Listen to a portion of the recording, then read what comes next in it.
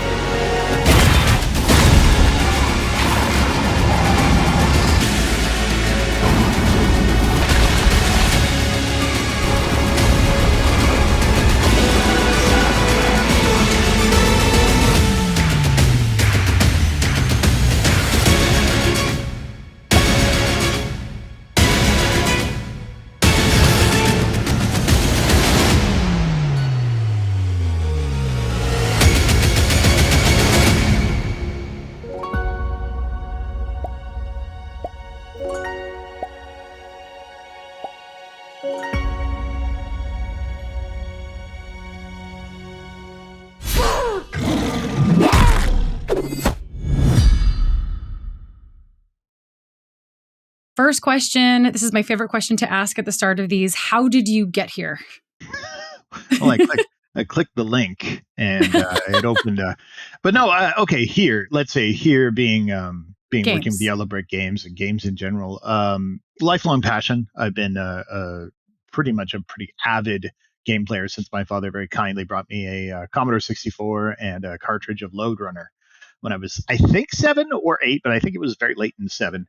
Oh, wow. And I was super into it, and they let you build your own levels. And then I suddenly, for my birthday, really wanted a disk drive so I could save my own levels and that kind of thing. And I never really went to level design, but it was sort of just this intrigue, and it led to just being generally into computer stuff, and so attending like computer clubs and stuff. That again, we're going back to the dark days where people would, they were comparing the IBM, PC versus the XT. That's how far back we go. And so yeah, I got pretty heavily into it. I was like, maybe I'll learn how to program. I kind of understood Turbo Pascal back in the day, which ended up actually playing into fast forward like 15 years or 20 years or something after that, and I ended up reviewing with a website called the Adrenaline Vault, which may still be up, I'm not sure, but I did that for 3 years, and then was also, because during the dot-com apocalypse of 2001, when the internet was never going to make anyone any money, somewhat ironically, I ended up picking up a couple of like retail jobs and that kind of stuff because the reviewing money kind of basically disappeared. And it became more of a passionate hobby thing, which was, it was still cool, but it got a little tiring. But I ended up working for like a pretty big corporation and kind of made my way into management there-ish, sort of, not quite. It was sort of this weird hybrid role. And that wasn't for me. So I ended up spotting, like I was looking for anything and ended up finding a job posting for just writer at BioWare. And the Turbo Pascal came in handy, because I was able to build a module, a playable conversational module in Neverwinter Nights with the scripting, because I understood what the hell a function was. Uh, Submitted that, got the interview, got the job, left where I was in like, I don't know, the 20th of December, and they were kind of annoyed because, busy time of year. Yeah. But yeah, that got me into BioWare. Moved to Edmonton, was there for about 15 years, did some stuff, Jade Empire, and shipped it as lead writer. Worked on a Jade Empire 2, worked on another Jade Empire 2, worked on a third Jade Empire 2, which wasn't Jade Empire. Worked on Mass Effect 1 for a little bit, wrote a whole chunk of the Citadel that no one ever saw because it got cut because it couldn't afford the level art. Oh. And games, right? That's how this happens. And then finally, Dragon Age landed on Origins, helped ship it after James and Brent had sort of been through the lead design phases early on. And then DA2, which was very, very intense, and Inquisition, which I'm very proud of all of them, but Inquisition was a cool project. I mean, it was tough because we did a massive tech shift. And then after Inquisition wrapped up, I decided it was kind of time to move on. Bit of consulting, eventually landed at Ubisoft, was there for about a year with a bunch of really, really cool people, some of whom I now work with at Yellow Brick Games, which is where I am now. There you go. Long, winding road. That is quite a story. I have to go back a little bit because I want to ask you about the game critic to game in games narrative person pipeline, because obviously, like, I am also in that pipeline, and a lot of people always ask me, "Oh, which skills were transferable?" I have a very spicy answer, but I wanted to ask you if you felt like any of those skills were transferable for you. When you start building games, you realize that you know nothing about how games are made. But Right. I think for me, the ability to hit a deadline and to be able to write even when I was not super feeling it, when the muse was not with me that day. Yeah, but it's due. Yeah. Learning to take critique, working with an editor. I worked with a fellow named David Laprade, who I occasionally email just to be like, "Hi, how's it going?" I think he's like editing a small town newspaper now and stuff, which is cool. Oh, wow. But like, he was a great coach, and he was kind in his feedback, but he was very direct. And you think you're really good when you land that job, and then you learn very quickly you aren't. And I think for me, the transition to games made it a lot easier to be like, cool, this has to be done, and it's probably going to be bad, but I'm going to learn. Yeah. So that was, I would say, the most transferable set of skills. That and just basically, how does prose work when it's got to be publicly digestible? Yeah. Yeah. That's a good answer. I always say I don't feel like anything was transferable, but I didn't. I mean, mine was a little bit different. I didn't start fiddling around with learning design until I had already made the jump. So I kind of did that after, but that's Right. like, you already knew because you were already making stuff. I think there was some discovery of just how intuitive the knowledge was, and it was a lot cooler when I started to realize that it could be formal, or that there were shared languages that folks at BioWare had to discuss the way things were structured. And it was sort of like a shift from this just feels right to, oh, that's why we do that. Yeah. So you got to BioWare, and then you had your very rapid rise as you laid out, and you started as a writer on Mass Effect, but you were a lead designer on Dragon Age Origins. How did that? I actually started as a writer on Jade Empire, then made lead writer of Jade Empire, then moved to Mass, just because. Partly because of burnout, I needed to not lead for a while, and it was a really good chance to work directly with Drew Karpyshyn, who was at the time Mass's lead writer. He shipped Mass 1, and I think about half of Mass Effect 2, he was the lead writer. And Drew was phenomenal. Speaking of like people who can hit a deadline, Drew was a machine. That guy could focus like no one I'd ever seen. Wonderful guy, incredibly talented. And I'd also had this really cool opportunity to get some coaching on Jade Empire when I was having trouble with a very particular plot from Dave Gator. So I sort of got to work with and Luke Christensen, who was sort of my mentor through it all and ended up being my co-lead. So I got some real phenomenal coaching all the way through. But yeah, so yeah, and then made the jump, of course, obviously into DA and the lead design, which was a bit of a leap of faith, but we did it. I want to ask about that, but you said the B word, so now I have to dig in there. Which one's the B word? The burnout word. Oh yeah, sure. Yeah, the burnout word. So you were a lead writer, and then to help you recover, you kept writing, but you were not in a lead position. And Correct. I have had the great fortune to work with the incredibly talented Liz Moberly on a couple of GDC talks, and she did the burnout talk last year, and she researches burnout. And one of the things that she and I have talked a lot about is, and that I've asked a lot of questions about, is the active burnout recovery, because the way that the world works now, it's very difficult for us to be able to take 3 to 6 months to do nothing. Yeah. And when you're a creative, I feel like after the first 2 weeks, your brain starts to go, why am I not making things? Oh my God. So how did you manage that? How did stepping down but continuing on kind of help you manage the burnout? Let's go back a number of years. I mean, what I remember was really, I guess there were two things happening. Like Jade Empire 2 wasn't quite ready to spin up yet. And there was sort of this sort of relief of like, cool, I just get to go back to tasks instead of like, because when you're finishing the game, in my role, it was like attending a lot of triages and trying to negotiate around localization and voice recording, because it was the first time, Jade was the first time BioWare had done that internally. The Knights of the Old Republic stuff was done by LucasArts. Right. So we sort of built that pipeline, and it was a very classic, like laying the track while the train's in motion kind of thing. So it was wild.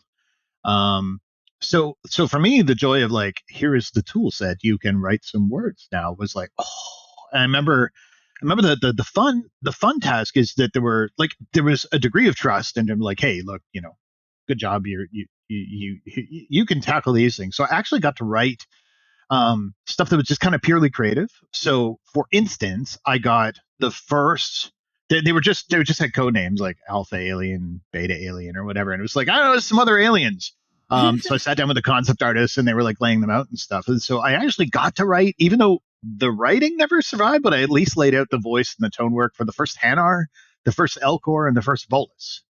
And that was super cool. Those were like three, the kind of secondary, but like, we'll use these a few times. What are they named? What's their culture like? And there was some element of like, oh, these guys are tied to the Turians somehow for the Volus.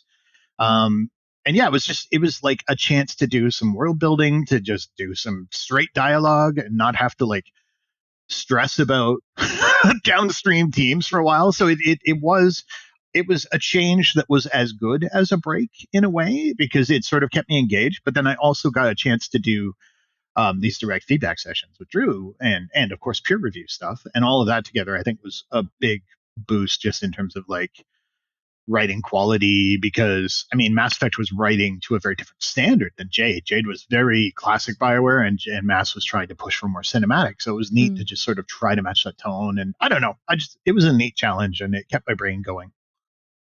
That's awesome. Active burnout. Active burnout. Yes, active burnout. It's like a whole thing. So the leap from writing to design, obviously you already knew how to do some design work, but you had been primarily writing. So how was that transition? Was that like a trial by fire? Did you feel like you had a solid foundation that you'd picked up while writing? Like, how was that for you? I was lucky in that on Jade, I was kind of I was not the gold standard writer. That was Luke. Luke wrote like Master Lee and Sagacious Zoo, and like if it was the scene that kind of made you go, oh shit, that was always Luke. I ended up in a place where I was really interacting very heavily with Georg Zoller, who was our kind of technical design lead at the time. He basically started, I think, something like a month after me, and we basically just sort of into our roles, kind of out of crisis, almost like someone's got to do this. So he and I, like he had brought me up to speed a lot on like, I think without him it would be like, what's a 2DA? Like I wouldn't have known how the more technical things would work. Whereas we go out to lunch and he'd be like relentlessly German in explaining how the data structures of the game worked, which turned out to be incredibly helpful. And I'd been like really kind of privileged to work like directly with the programmers about how we were going to like, I don't know, make Wildflower's eyes glow depending on which demon was talking and stuff. It was like a tools thing we had to figure out, and we had to do a pass. And so I got like this crash course on SQL and a crash course on like all these different elements of scripting and plot Yeah. work and how QA works. So I wouldn't say like even today you couldn't throw me into like a combat design role and I would execute clearly or anything, but I at least understood what a hitbox, a hurt box, a cancel window, like I understood those concepts because I'd just been lucky enough to work with people who were very comfortable explaining them. And so I think it gave me a reasonably holistic view of just design, like narrative and story and sin and Yeah. all these things. I shared an office with Brad Prince, who did basically all of our cinematic work on a design side. So I got to see all that. Like he was figuring that out as we went because that was a tool we were building as we were in motion. So I just sort of got Wow. exposed to like all these different disciplines, which I think helped with the jump to lead design and creative direction. Do you feel like, so being able to kind of actively learn all of those things versus Mm. like studying it, learning it, do you feel like that's a more, having that tactile learning experience, do you think that's like a much better way to kind of bring yourself up to speed and learn? Because I'm thinking about all these like students, like we gotta get people that listen to this podcast are largely developers or students. We have a lot of students and they're, learning in a little environment, and then they get out into the world and they're like, oh gosh, this is actually nothing like I've experienced. So, but do Right. you feel that hands-on experience, like, it was critical? I think it's needed at some point. I don't know. I mean, I would have been nice to have a little more theory going into it. I mean, Sure. as we're following the subject on burnout, Yeah. but I mean, you certainly. I think if you have a hunger and if you go into it with an open enough mind to say Yeah. like, I literally have no idea how this works, but I'd like to do it in a way that's good for you. So can you Mhm. show me or tell me? Can we work together on this thing? Um, it was just sort of a mindset I adopted, like to kind of go in with that. Like I don't know much. I am empty and a shell. Fill me, kind of Zen like approach to it, which I mean, I'm not a Zen like person. I think by all reports, I'm a very chill guy compared to many people in my role, but like I like to remain hungry and curious about what kind of stuff is going on and how things work. And I think just having the curiosity to ask those questions helped. I don't think it would be a bad thing had I had more formal education. It just simply wasn't available, Yeah. you know? Yeah, I think that's great advice. Actually, something you just said of remaining hungry and Oh curious yeah. at all levels. I feel Mm. like more of us could let ourselves be a little bit more curious.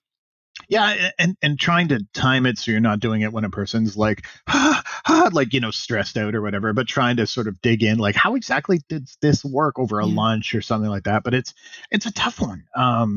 But I think it's sort of, I guess, also not tuning out like conversations when they're happening in a meeting. yeah, Like, and I think that was probably one of the big advantages of getting to the lead writer is sitting in a bug triage and having a bunch of like, the lead programmer who was Mark Dara, who eventually became my boss on DA, talking with Aidan Scanlon, who was our combat design lead, about just how this one thing would work, and Aaron Flynn, who again took over Bioware and then eventually moved on to do Nightingale with his own studio. yeah. Having him come in and be like, well, here's what we could do, and like just sponging that, you know what I mean? Like I only know half these words, and most don't appear in the Bible, but wow, this is cool. So I do think there was some degree of luck and privilege in just the kind Yeah, of conversation I was exposed to, but it yeah, helped elevate my ability to communicate across multiple departments, which I was told at the time that they were like, would you like to move into sort of this lead design to finish off Dragon Age Origins, was sort of basically the reason. Like Dan Tudge didn't know me at all, but he was like, I'm told you're an exceptional communicator, and right now that's what this role needs. nice, Okay, nice, an exceptional communicator. I like I that. guess that was a nice thing to hear. But I remember very clearly that day when I was told, like, well, this is the opportunity, and also the thing that isn't Jade Empire is being canceled. And they told me that the same day Fallout 3 came out, because I went home kind of shell shocked, like, wow, do I want to do that? Can I do that? And I turned on my PC. I'm like, I'm going to play a little bit of Fallout because I'm pretty excited to play this game. And the video card blew. Ooh, it's a sign. And I That's a went, sign. huh. And then I drove to Best Buy and I bought it for the Xbox and I popped it in and played that. Oh my God. Yeah, It's a yeah. sign. That's a sign But it from was the like, universe. wow, what a day that was. That was quite a day. And I remember my wife came home and she's like, "How are you doing?" I'm like, A I day. have some news, honey." Oh Yeah. gosh. Yeah, the conversation that nobody ever wants to have. Yeah. So, moving into talking Mm-hmm. about Yellow Brick Games and Eternal Strands. Mm-hmm. And I am very excited. I want to get the nitty gritty play by play, like detail of starting the studio, like when you decided to you were going to go independent, what the germ of the idea was, how you rallied your team. And my impetus behind this is there's this, if you follow the discourse, there's a lot of, oh, you were laid off from a giant AAA studio. Well, why don't all of you just gather together and go start an indie studio and make a game? And it's like, well, there's a lot of hurdles to doing that, and it's a lot harder than you would think. Mm, So I would like to hear your story for sure. making that happen. Well, I mean, in my case, it was, it was a scenario where the thing I was working on at Ubisoft was pretty clearly not going to happen. Which is, projects don't always survive, It as happens. as I just outlined the multiple Jade twos. And that's not abnormal. But it was sort of like, oh, cool. Well, I mean, I kind of came here for that thing, so then I guess I will leave. And they were like, that's cool. Thank you for trying. Because I think the studio was 100% behind it, but it didn't get the support up the line at UB, which is fine. That's their It decision. happens. So with that decision kind of in mind, there was this kind of an interesting talk because my co-founder Tom Giroux, who is their CEO, had recently, he'd left his company had been bought by Keywords, right? And he was working on like a game marketing kind of stuff, and it was a very cool one locally in Quebec City. And so he had taken, a sabbatical. There'd been some stuff in his life, and he needed a break, which entirely was valid. And then he sort of, like you were saying about the creative, like, why aren't I making things? And I think he was like, man, I'd like to get back into games proper. So he and I had actually met weirdly my very first day in Quebec City, like working with UB the first time. We just happened to go out for lunch with Jeff Skalski, who eventually joined us as well as part of a co-founder. And so Tom and I got to talking, and that led to, there might be something here. There is sort of this fascination that we shared, and was really the idea of saying, is there a way we could sort of, I guess there were two sides to it. The first was, man, no one's made a Dragon's Dogma 2. It would be really cool if we could play another one of those. Because, the kind of way it approached RPG and action Yeah. was really, really compelling. And it wasn't like Shadow of the Colossus, where like if you're climbing on creatures, it's a puzzle or something, right? Because it's more like Colossus is more get to this weak spot. It was like, no, there's a lot more like classic RPG in the mix. Damage and weapon equips and that kind of thing. And we thought, well, that's super cool. But the other thing is, what if we could use, at the time we were looking very seriously at PhysX and stuff, and a lot of kind of the opportunities about saying, what if we took stuff like a dragon breathing fire, but that fire were propagating, which, I mean, we've seen it in Far Cry and that kind of stuff. But what if that were like more inherent to the game instead of it being more of a set piece? Like you get super high because you're burning weed, which is cool. But like what if that were kind of at the heart of it? And we just said, like, what if we kind of push in that direction? So we started putting together like high level pitch and stuff like you do. And we were all geared up for GDC 2020, and then some stuff happened in the world. So that didn't happen. And then suddenly we were plunged into this interesting scenario where we were pitching in a format where nobody really knew how it was going to work, because suddenly everyone was doing Zoom calls and no one was even in an office, and we were all stuck at home. And then, every call began like a seance, can you hear me? Are you present? And the end result was, I think the publishers were like a little out of sorts, and we were like trying to figure out how to present this thing properly, and like, oh, which thing shows the videos the best frame rate, and which one is the team comfortable using it. It's like, oh, well, they won't use Discord, but they would use their Teams, and okay, cool.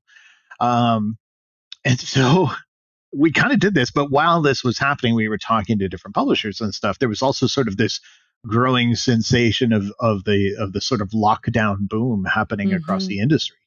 So we were exceptionally, I think, lucky to be. We'd already started discussions as there was this growing awareness of this sudden surge of Animal Crossing selling 2.7 billion copies or something. Yeah. Like just sort of like, oh, people are buying games because they can't go out, but that's a way to hang out and that kind of thing. And then we also had crossed paths, thanks to Mikey Dowling, who works with uh, Obsidian. Sorry, I was going to say Oblivion. No, that's incorrect. But he works with Obsidian and had worked with them on the Outer Worlds at Private Division.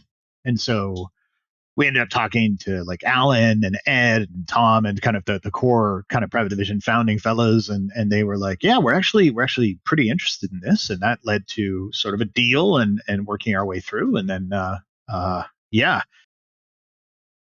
then it was just let's make a game and build a studio in the middle of a lockdown, which was Wow. challenging, but certainly something possible. It just Yeah. started in literally in Tom's garage. Um, and then we got an office space once things opened back up and so on and so forth. And the nice thing I think to our advantage is that Quebec City right now has a lot of big AAA studios, a lot of smaller studios. There's some Mm-hmm. some amazing talent here.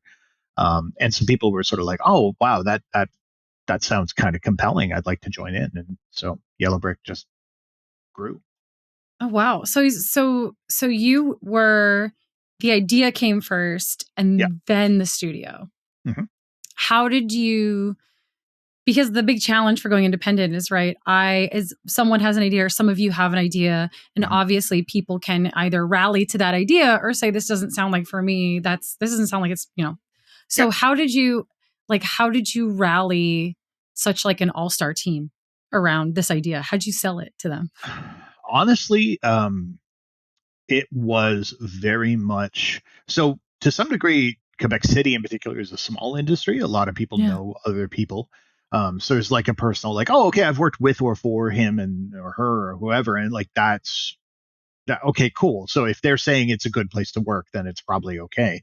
But our big approach really was, to treat it like we wanted them to be excited about the specific game we were making. Yeah. So near the end of our interview process, we would bring them in and I would pitch the game as if they were the publisher, right? And I was using Mm. a consistently updated deck with newer visuals and that kind of stuff as we made progress, showing them sort of like, here's where our latest milestone is at. Here's like the review video from our last milestone. Um, and doing that meant I got to meet basically everybody. It meant I pitched the game like 100 times or more. But it meant that if someone wanted to come on, it's because they saw that thing in its reasonably recent progress and went, okay, that actually looks super cool. I'd like to join. Rather than, we'll tell you what it is on your first day. It's sort of, it was, you're under NDA and stuff, but we wanted people to come in and be excited about that specific project because Yeah. we see that as being directional for the company, right? Like, playing with physics, creating these cool playgrounds Yeah. that let people kind of fling stuff around and break stuff, and kind of building on that as we proceed. Yeah, let's dig into the big differentiator for your game. Your multiple kind of systems of like physics based magic. Mm-hmm. So where did that come from? What did you see when you were like, oh, wait a minute? What was the seed that sprouted this entire thing? I think I don't know that there was like any specific like, oh, we want to do that kind of Yeah. moment of flash inspiration, but I think it was sort of um, a team that had worked on a number of like really advanced sort of like action games. A lot of folks coming from Assassin's Creed and that kind of stuff, but for us it was sort of like, what if we could bring a more action approach to what you think of as the classic like Fireball or Dragon's Breath. I think that was the Yeah. example we used the most. Like, it's so often that at Fireball in D&D we'll just, and this is, probably mechanically just much simpler. It explodes, but it rarely sets stuff on fire unless the DM wants it to. Mhm. We were like, what if stuff like that had lingering effects? What if we could move away from it is X die 6 of fire damage and instead say, when you're too hot, you start taking damage. And then the game no longer cares what thing made you hot, just that you are. Or hot. So now all things that are emitting flame, dragon's breath, and so on, become inputs into this larger sort of thermodynamic or physics-based system. Kinetics being like, what's the weight of the thing? How fast is it moving? Great. Then it Yeah. applies damage when it impacts things. You, the dragon, the wall, doesn't care, right? It's sort of, if the thing can take damage, it will do the calculation. So that led to a very systemic approach. And for us, that was sort of the, what if we could build a fantasy playground that sort of said, like, look, when a dragon breathes, fire in a dry forest, you are in trouble. And we even got as far as using Niagara particles for the dragon's breath. And then those particles, where they went, because Niagara will actually deform around rocks and other blockages and stuff. Yeah. Those particles then inject heat into the system. And then the system says, hey, how hot are the various characters, things like trees and stuff? And then that's what causes ignition or damage. I read an interview you did recently where you were saying it's like the game reads like a 2x2 meter. Mm-hmm. If I took the game and proverbially ripped up the hood, like what would I be looking at? How technically complicated is that? Well, it's voxels that have both radiant and convective energy transfer. So reasonably complicated, I would say. You end up with basically when a block of air, which vertical and they stack vertically and stuff, is getting hotter than the environs, they basically radiate outwards, both from direct, like, oh, something is burning, so the radiance goes in all directions, but also there's an additional layer of energy being added by the convective force, which can cause it to spread in essentially around things that are not like that don't ray trace to it. Yeah. So yeah, it's reasonably complicated, but it's also designed to be like tunable to game specs, right? But yeah, every material in the game has both a thermal capacity in terms of like how much energy does it take to make it get hotter. It has thermal conductivity in terms of like, hey, how much will it absorb from the air around it? And it has a mass that's used both for the damage calculations if you're throwing it, picking it up with Weaver's Grasp, and how much of it will burn to contribute more heat if it's exothermic and it's burning, stuff like that. So there's a lot. Every tree is basically a physics entity that can be ripped up, thrown around, or set on fire because it's made of wood, literally, and other wood of the same category will act exactly the same. So the hope in our case was to have a system that was learnable, where players could kind of understand the tolerances of things and how they would react. And for me, the vision was always, when you get to the end of a fight, you might be surprised by the stuff that fell down or blew up or how wrecked stuff looks, but you can kind of mentally go, well, I know why the dragon flew in and whooshed and, okay, cool, that spread, and that's why those trees are burnt. But also there's loot. There's a lot, and then you also have the I read the combat smelting anecdote about how you just had that idea, and so you decided to put it in the game. And then, of course, there's Bryn's Suite of Powers. And when we look at it as a completed game, everything is already working in tandem. But what was like? I want to know what was that fine tuning like between this is how we've set up the environment and what's reactive and what you can do, and this is what this is the tool set we give the player. Like, what was that process like? Well, the basic mechanics of heat transfer, physics mass, stuff like that was functional probably in our first 6 months. So wow, and your team is small. Yep. But we had people that kind of really glomped onto the idea, and Louis Tremblay, who's our CTO, was very intrigued by the possibilities of this. So I think he got particularly excited, which is always a nice thing to see. And so it was up and running in very, very early days, but it also was a thing where we knew it was going to have to be like, if we were going to be able to throw things with physics and so on, it was going to have to be up and running early because it was very high risk. Right. Would it be performant? even on an Xbox Series S was probably one of the biggest questions. Would we be able to render this? Well, how big could each voxel be? Because we have to calculate them all in real time. All that stuff needed to be established pretty early to make sure that we could have it up and running. So we basically had playable builds from I think our second milestone on both the Wow. PlayStation, on the Xboxes, and on PC, because we needed to keep it playable. And then it was just forever to do the tuning on the mass and the destruction and all those things, but also gently adding powers over time that would be able to interact with the system. So I know the earliest ones were being able to lift and throw, right? Weaver's Grasp, and then Ice Wall, were able to build the ice Yeah. up like your Frozone. Those two things we knew would give us like the ability to move things around, the ability to freeze things, and then we added like the Dragon's Breath in order to say, okay, now I can inject heat into the system. And Yeah. those were our baselines, but then we had all the work to do to add the variants with like the, pulling in stuff with the ice frost mine or using I went through eight different names. Sorry, the one that sucks in and explodes. Anyway, I've forgotten. Yes. I probably named it Concussive Blast. There we go. And so we were adding those in as a suite. We were adding the weapon abilities as well, and those kept evolving and tuning and just trying to find the fun with them for quite some time. And we did do a big pivot at the beginning. The idea was that you kind of like would pick at one of the mantles, like ice or fire, and then we said no. Playing it now, you need more variety so you can combine these powers. So we made it. You can use all of them. You can use all three weapons. You can bring the different enchantments. It's all good. And we found the game to just be more addressable and more accessible with like, I've got this growing toolkit over time, Yeah. to the point where I'm finally flinging myself around using jets of pure kinetic energy, which was pretty fun at the end. It is super fun.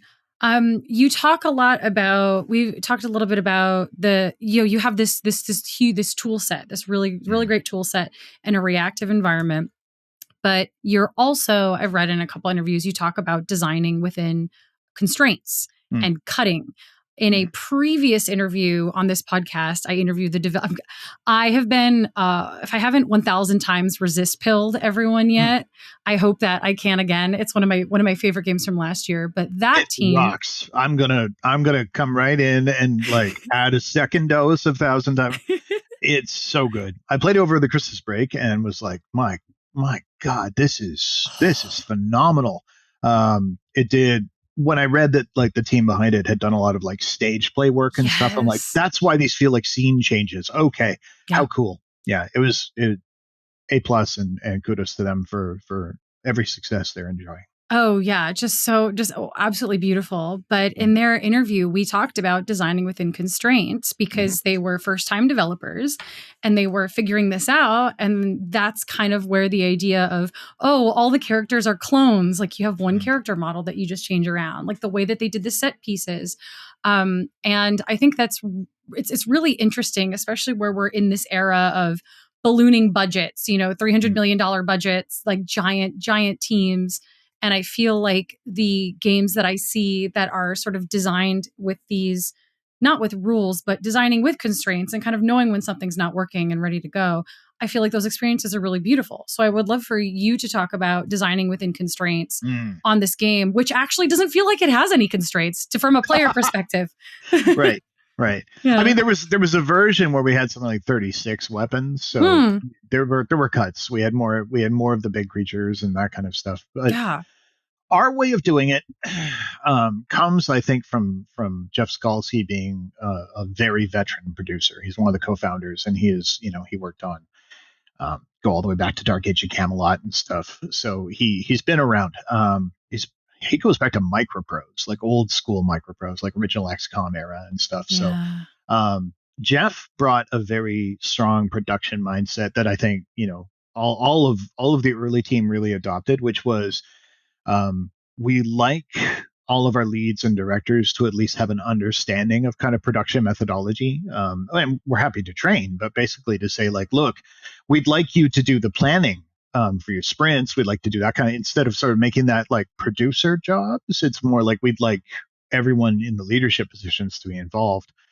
Doing that very quickly, I think it's one of two things. The first is that, and I do apologize in advance. This will be a bit of a thick answer. So is All that right, okay? let's go. Yeah, All right. absolutely. So doing it that way does two things. The first is that you very quickly realize that your team has habits, and that if you're using some like agile methodology, which we use, is that the numbers you use in Scrum or poker planning or whatever, we don't do the cards, are completely and absolutely made up. But what matters is that if the same people do the planning, they tend to use the same made up numbers, which means that you can suddenly be predictable, right? So you can say, okay, these guys all score everything 100, but the stuff they say is 50, we know is about, to their mind, it's about half as much. And they usually burn 1,000.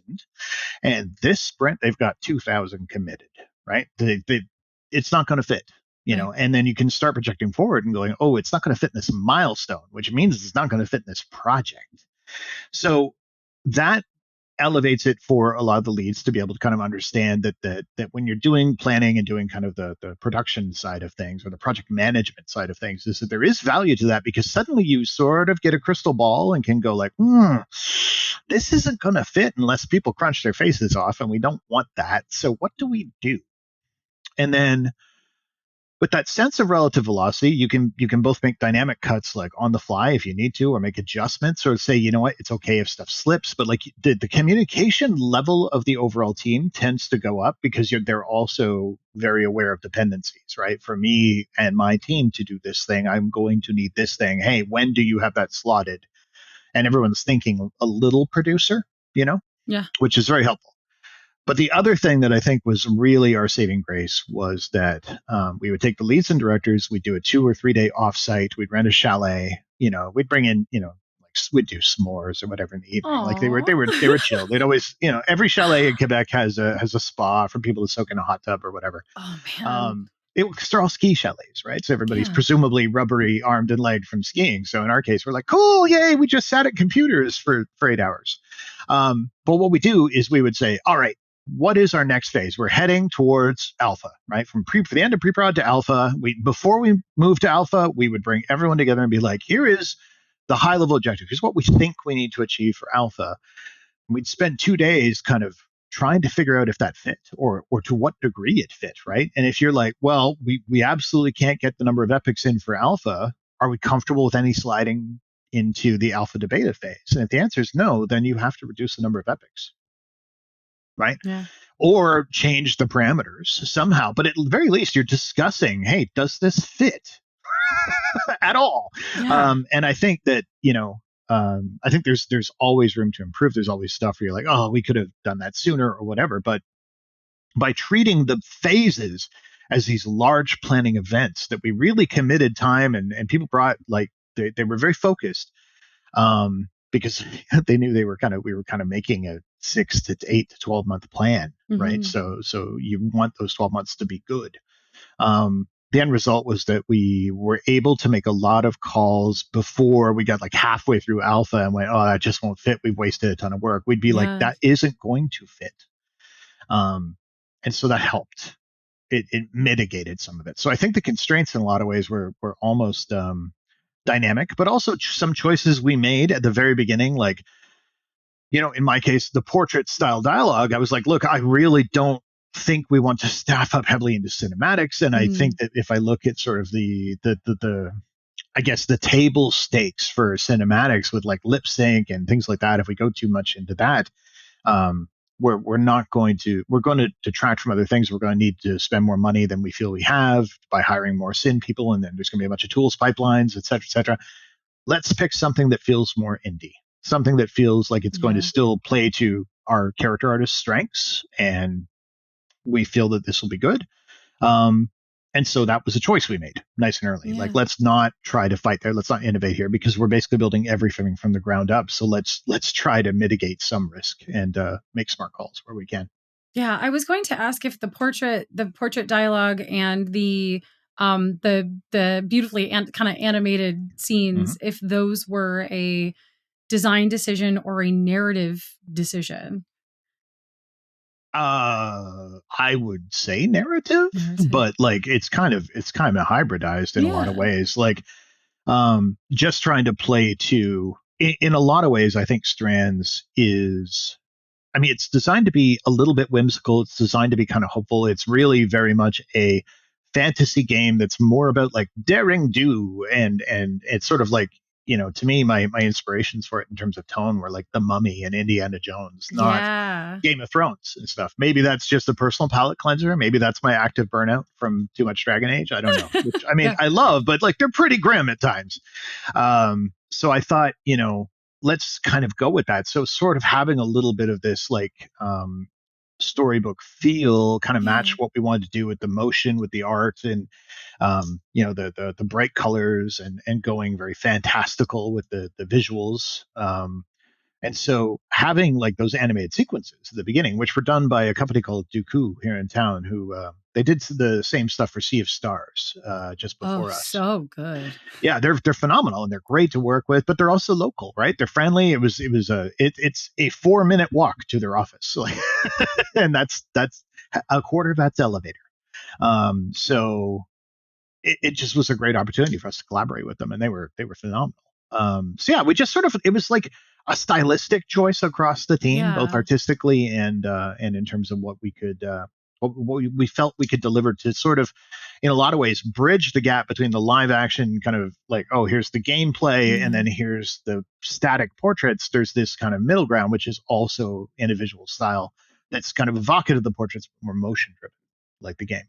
Yeah, it's very, for me, I always associate that style of storytelling with the Persona franchise. Sure. Or which Fire is Emblem. Fire Emblem, yeah, which is very much like here's your juice. And a lot of the juice, it puts a lot of the it puts a bit of an emotional lift on the voice acting, but when the voice actors are really good, like that's beautiful. And then it's like, all right, you got your story, like let's get you back into the action as soon as we possibly can. And sort of going back to talking about the narrative. So obviously your gameplay design is very Shadow of the Colossus, got a little bit of Breath of the Wild. I get some Monster Hunter vibes from it as well. We'll get to the narrative in a second. Why do you think people really like these kinds of game experiences where you're going up against these like giant monsters and taking them down? Like, why do you think makes it so popular? Why do you think that people enjoy it so much? Like, what is it about that? I think, and I'm gonna throw props to Preston Wintomniak, who is the lead design on Mass Effect. Wonderful guy, super smart. Something Preston said that's always stuck with me was that in a lot of ways there is a shortcut to game fun, which is evoking the nostalgia of your childhood. And so his examples were, everybody likes to play, soldiers or whatever, and they're like pew, pew, pew with sticks and that kind of stuff.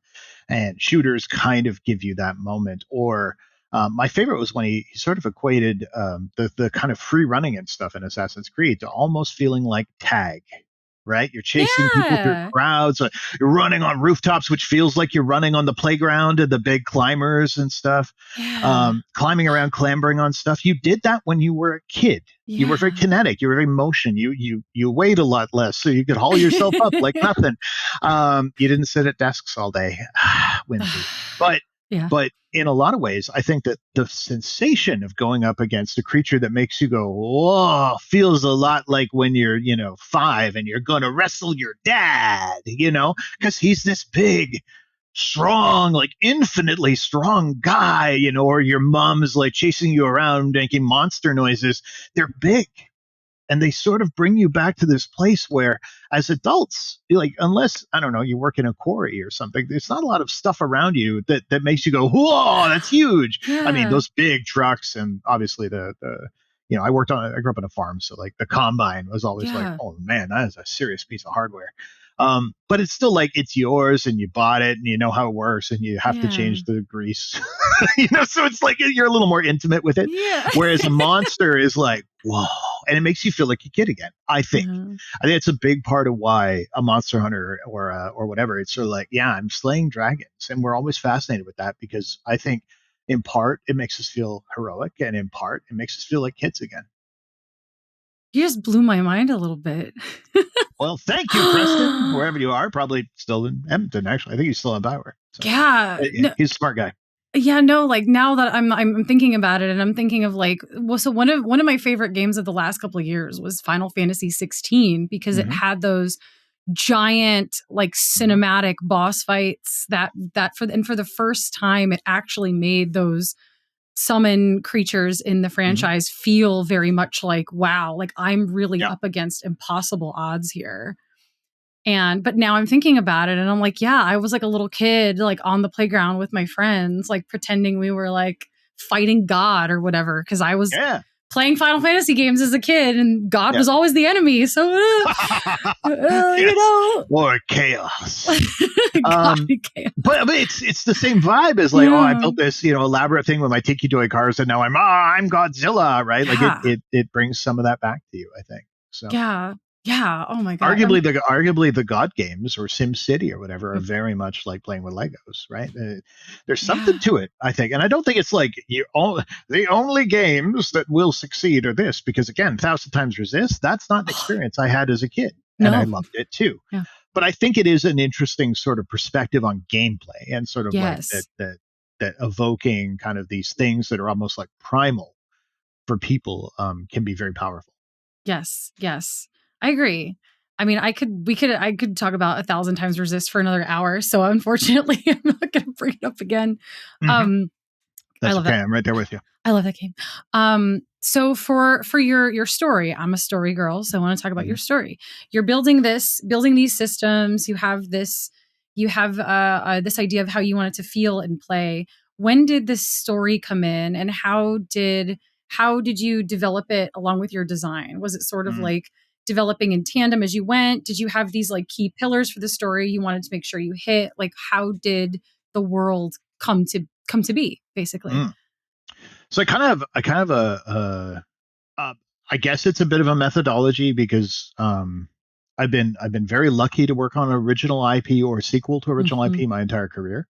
Um, which so obviously when it comes to IP development, it's sort of like, oof, how do you even do that? In my case, we started with the game. What would the game be? What kind of stuff would you do in the game? So, core things like you'll be able to lift and throw stuff around, you'll be able to set things on fire, and that kind of stuff. And that for us led to kind of a nice, simple, like, well, we should probably, especially for our first one, we should go fantasy because the materials in a fantasy world tend to be wood and stone, and things are very intuitive in terms of how they react to like being hot. Yeah. Rock get hot, throw into dry grass. I know what happens, like so that was again a way for us to sort of control scope in a way, Yeah. right? Like to be like, okay, these will be simpler interactions than like what happens if I burn a phone booth in a modern city that's teeming with thousands of people? Yeah. Do the people, flee? There were also a couple of things we considered, like, you know, well, if we're going to have these giant creatures and we're rendering, the air in a way that I don't think anyone's done before, we're not going to have much bandwidth for anything else. So maybe we need to be somewhere that doesn't have a lot of populace. Maybe it needs to be somewhere abandoned or what have you. And so these things were nice. Like, okay, I'll treat these as sort of immutable pillars based on some sort of technical requirement or a team size requirement or whatever, and core gameplay pillars. So we started with gameplay. And then the way I work, and I don't think everyone needs to work this way, but the way I work is I try to conceptualize, I guess, a world in which the kind of stuff you're going to do in the game makes some kind of sense, Mm. right? Um, and in my case, I kind of started with like, it'd be nice if there were a fantasy world where, um, there was this place that was very magical and now it's full of monsters. And for some reason, you're going in there to maybe find out what happened. Yeah. That's interesting. And then I tend to go back to something like history and go like, what stuff has occurred that could inspire me? And one of my things is like I very much didn't want to do Rome for this one because I think everyone does the fall of Rome, and it's lovely. Mhm. Like you can see it in BattleTech, you can see it in Thetis for sure, with the Tevinter Imperium kind of recalling back to the north. It's just reverse Rome in terms of the direction, but for me, and that's Gator. That one isn't mine. He did a phenomenal job. But for me, I was like, okay, what's an interesting one to me? And where I stumbled across was the 12th century BC collapse of the late Bronze Age, where Oh, okay. essentially in this like very short span of time, there was, well, a bunch of shit went wrong, and Egypt got it was Ramses III, got absolutely shit rocked by the sea people. The Minoans just disappeared. They just like Yeah. literally no one quite knows what happened to them. The Assyrians got pushed back. There was just all kinds of stuff that happened. And then what was interesting to me is two things. First is that the world just kind of recovered, right? The Phoenicians moved in and went, we got trade now. And the other thing is that the world that had been built out, um, you know, obviously there was a lot of wars and territorial conquests and that kind of stuff happening, but when I was researching, I think it was still a pretty recent discovery. They'd actually uncovered a ship that was like loaded with goods from each of the empires surrounding that end of the Mediterranean, Ooh. meaning that they were actively trading with one another. Like, oh, okay, we need the tin to make the bronze, and we don't have any in Egypt, so that's coming down. And but we're sending jade or agate or whatever, right? So it was basically like this one ship that was like 8 civilizations were trading peacefully. So what got interesting to me is going, well, what if instead of like the sea people, which is sort of like a shorthand for a bunch of stuff going wrong, including they think a lot of it might have been famine that caused the displacement Mm. of people from Western Europe coming east because Egypt was quite rich and stuff, so they were going to try to get food, refugee crisis kind of stuff. But I was like, what if instead of like this giant famine and stuff that led to this collapse, what if it were a magical disaster? And then Mm. the idea of Crete and the Minoans sort of poofing out of existence. I mean, obviously they didn't, but Yeah.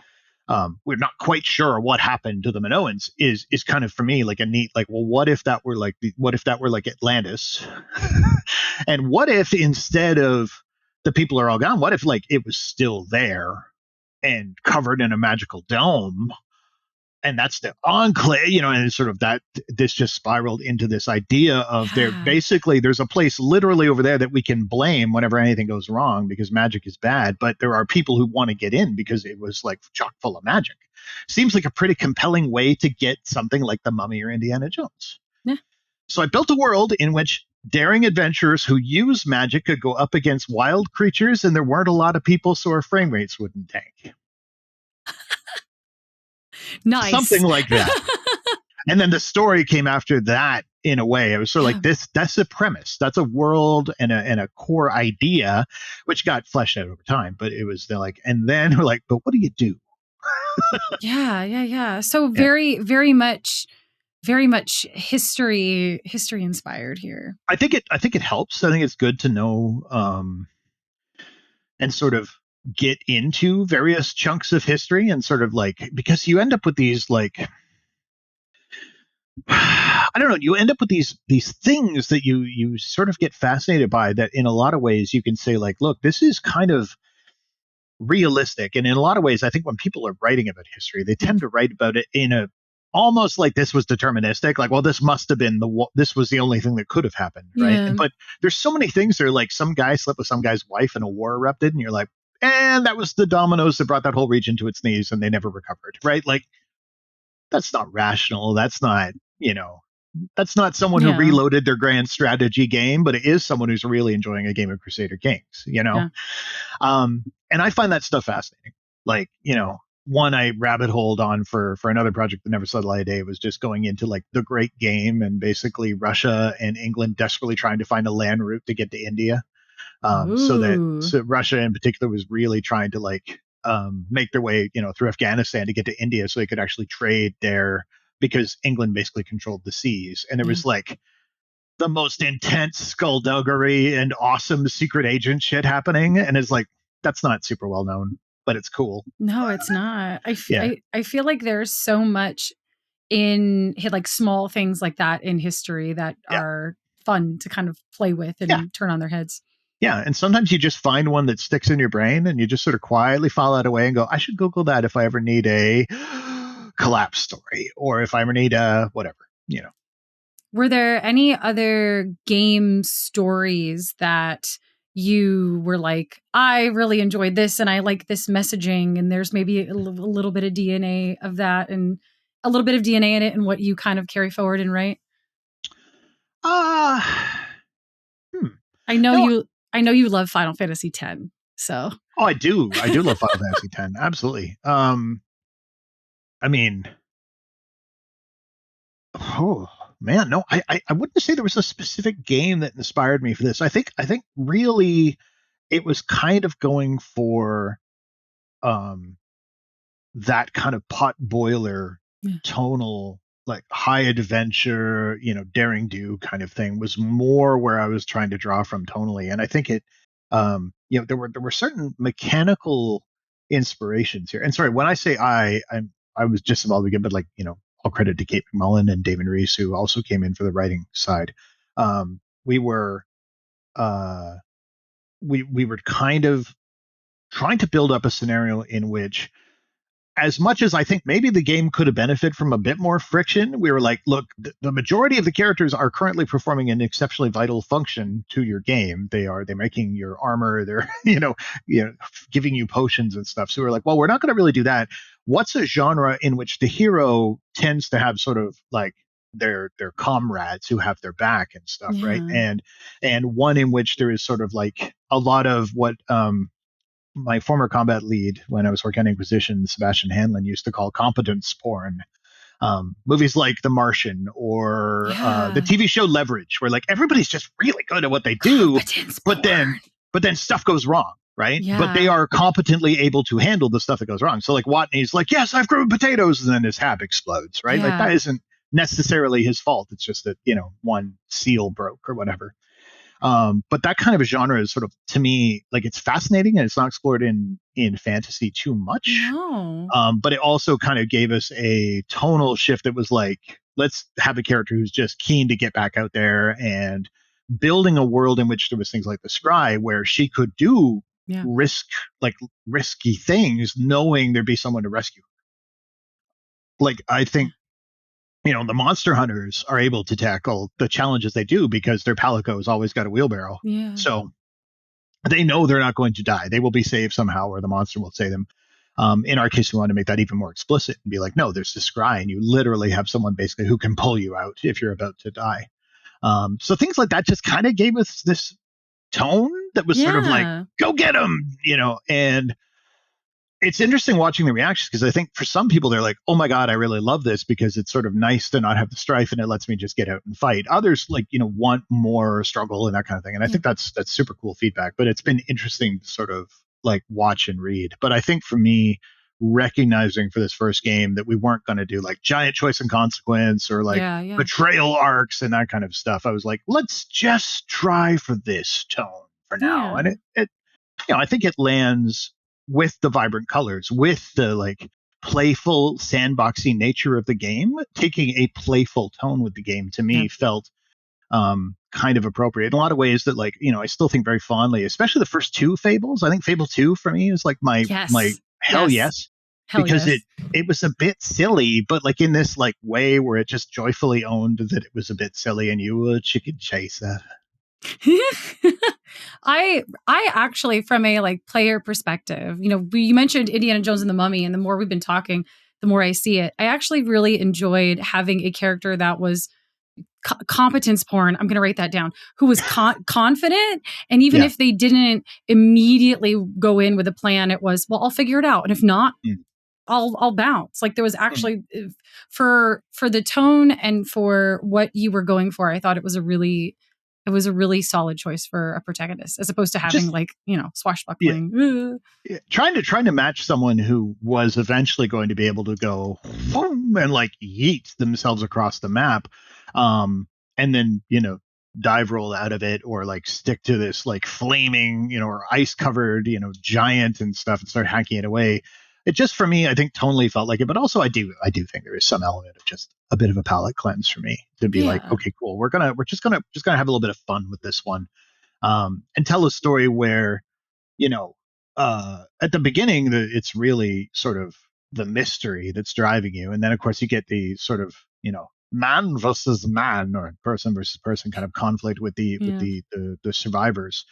And that one's sort of a kind of a parable of like, I don't know, a leader who's not entirely competent, who's been compromised by an outside force and is making poor decisions as a result. So I don't know if that resonates with anyone, but it's interesting to me. And so once we get past that, and then it's like, okay, but now what if you went and punched the bad thing in the face, which felt like a good solution for, again, kind of Yeah. like, hey, let's not look at the arc the Nazis are about to mess up.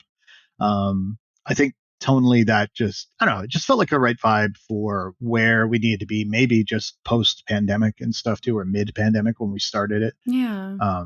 But yeah, I don't think it's the only way that game could have gone, but I'm pretty pleased just to say it's big dumb fun. Yes. I know. I agree. I feel Because like, you're going to do big dumb fun in the gameplay and should, right? yeah. We even lightened off some of the penalties for like, if you plunge into a chasm now, we just give you your inventory back. It's fine. Go ahead, Yeah. experiment and play. And I think that really does fit the tone really well.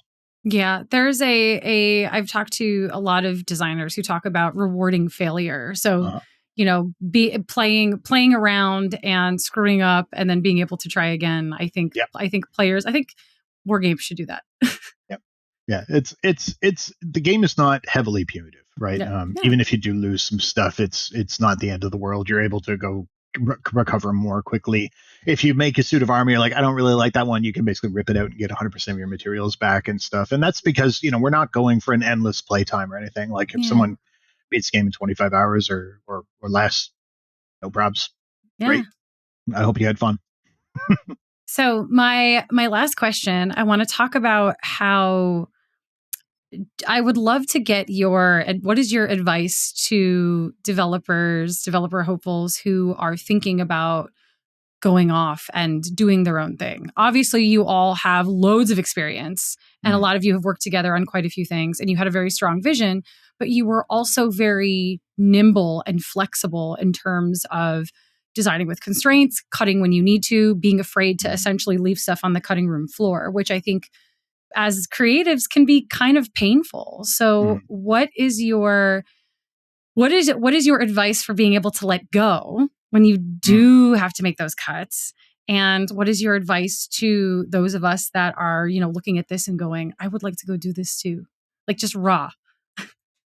So letting go, I think over the years that I've just come to the conclusion that if it's a good enough idea, you're going to remember it 3-4 years from now on the next thing or something else. And it's going to come up and you'll be like, there's this thing I never got to do, or that we had this idea of this ability, or it's going to be there. And if it doesn't bubble back up, it's probably for the best that it went.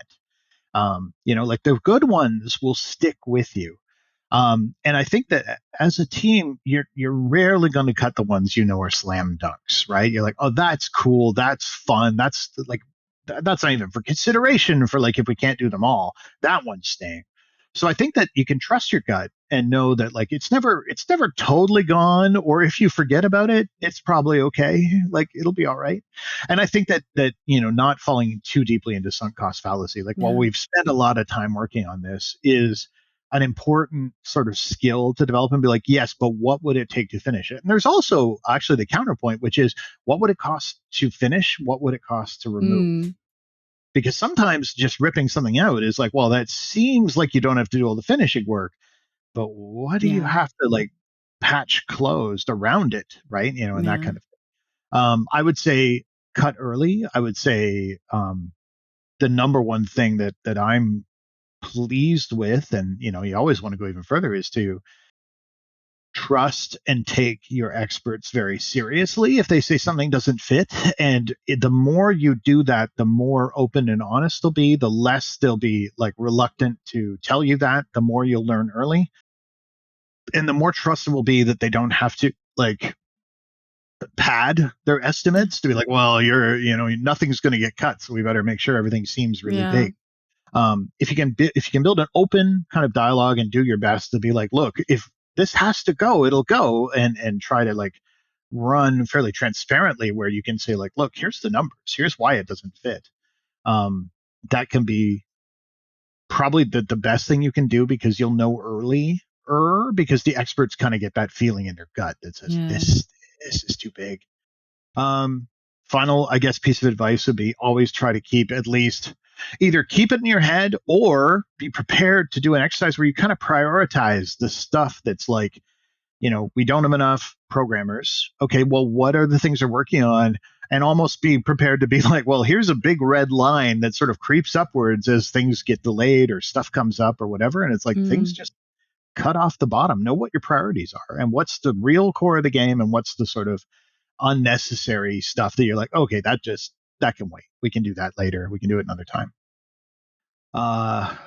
So it's still gonna suck. I think Trick Weeks used to be like, this is terrible news, and I need a minute to be very precious about my word, babies. Okay, I'm ready. Yeah. And it was just like, know that it's going to suck for a while, but like a day later, 2 weeks later, you'll be all right. In terms of people who want to do this, oh my God, right. It's tough. It's tough to advise it right now. I mean, it's not, funding is not phenomenal. I mean, it's tough to go. I think a lot of publishers are like unwilling to take a risk unless you've got like a very strong playable already. So it's not an easy jump to make right now. I think it can be done. I don't think it's necessarily wise to like throw away a great career on a Hail Mary. But like, again, if you find the right people and you find the right stuff, I know there are discussions still happening, but like it's not, we got very lucky in terms of when we were starting our discussions. I would say though, my number one piece of advice is, even if you're like, hey, this isn't working or they're not interested right now, maintaining the connections and trying to talk to the folks who are in publishing, because even if they don't stay at that publisher, they're probably going to land at another one at some point. And if they remember you fondly and you've sort of kept up and sort of like let them know where you're at and what kind of things are happening, I think that level of connection and just sort of knowing that this could be a 2-year discussion can be a really healthy mindset. Like to go in and be like, it's GDC, I'm going to nail this, it's tricky, because even when things are going well, it's still a long-term discussion to try to figure out exactly what the negotiated stuff could be and what kind of terms we're talking. It's rarely the kind of thing that happens overnight. So be prepared for it to take a while. Be prepared for it to go. If you go self-publishing, I mean, you don't have to rely on funding, but you're looking at funding it yourself. And then it's very hard to get noticed. Like it's tough, but I think set your expectations accordingly and try to scope your early projects, especially if you're fairly early in your dev career. You were saying a lot of students watch. If you're early in your dev career, the number one thing I can say is finish things, do small things you can finish instead of one big thing that you only get 10% through, because I increasingly still feel like the last 80% of the work is in the last 10% of the work. There's just so much when you're trying to finish, and you never realize it until you really get there and you're like, oh no, I need to XYZ Q. Like there's so many things. Even just setting up Steam pages and stuff these days it's not arduous, but it's a thing that just piles up when you're trying to wrap. So small things that are achievable for you and the team that you can sustain and afford, that teach you the lessons of finishing a thing, are probably the most valuable stuff you can tackle early in your career. Yeah. Finish a thing. Also good advice. It's tough. It's tough, but also like going, earnestly, like, okay, I finished that thing. Am I happy with it? Probably not, right? No one's ever happy with anything they finish, right? Of course. I have no game where I'm like, well, that one's perfect. It's like, no, it's full of flaws and I'm a terrible person. Yep. But you learn from doing it and just trying to kind of analyze and figure out, and you tend to develop things you want to do better. That is a beautiful piece of wisdom. Thank you for that. Good luck. Thank you. And thank you so much for chatting with me. I've missed talking to you, so I'm so excited to do this in a way that we can like share with everybody, Yeah. Yeah, we missed GDC this year, so it's nice to catch up again. Yeah. Thank you so much. Sure thing. Thanks for having me.